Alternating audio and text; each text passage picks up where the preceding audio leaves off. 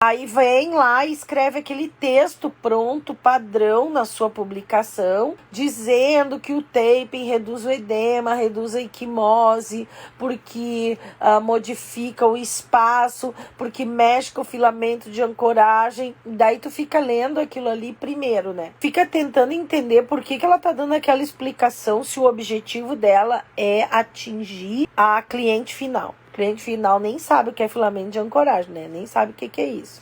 Não sabe também o que é equimose e hematoma. O nosso objetivo é falar com o paciente. Não é eu dando aula para vocês. O nosso objetivo é falar com o paciente. Falar nessa nomenclatura técnica. Essa é a primeira coisa. E a segunda coisa é a gente falar entendendo o que o taping faz. E aí eu não entendo, porque eu simplesmente vou lá no curso e as pessoas me ensinam a colar daquele jeito e eu saio de lá doutrinada, tá? A colar daquele jeito. A questão não é a gente colocar, eu preciso selecionar o que eu quero fazer fisiologicamente. Então, assim, o que é mais interessante para minha paciente de pós-operatório, pro meu cirurgião? Que essa paciente acorde com conforto de menos dor. Isso é bacana pro meu cirurgião? Que ela não ligue, não incomode, que o pessoal da enfermagem não tenha que administrar analgésicos, que a paciente não fique em casa ligando de 10 em 10 minutos no WhatsApp para ele dar um remédio para dor. Se isso é legal, eu tenho uma estratégia de analgesia do tape. Trabalhar com a redução do edema, que é uma das grandes bobagens de transoperatório. Sabe o que é bobagem? Bobagem. Por uma questão mecânica. Digam para mim o seguinte, eu vou fazer uma conta matemática com vocês e eu quero que vocês me digam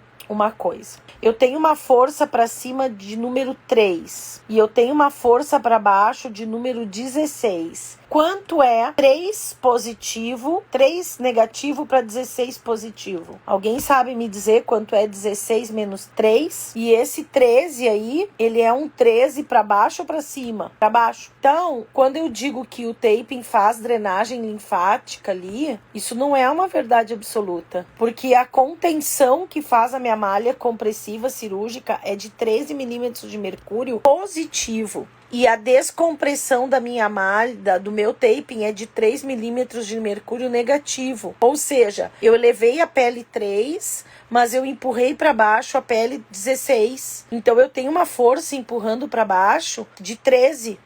Então, na verdade, eu não tenho ação de drenagem linfática em transoperatório. Essa ação de drenagem linfática, ela só vai ocorrer nos períodos que a paciente não estiver usando a malha contensiva. Mas, Dada, como é que acontece a redução do edema e como é que acontece a redução da equimose? Por um outro processo fisiológico, por uma outra ação que o taping realiza, que não é ação de drenagem linfática. Analgésico, venolinfático, neuromuscular, neuroreflexo, contensivo, sensorial. É isso que eu quero dizer. Vai existir essa ação? Vai. Mas por qual via fisiológica? Por uma via diferente. Que não é a via que todo mundo fala por aí. Porque as pessoas repetem e elas pegaram a informação de uma realidade, estão jogando em outra situação. E essa confusão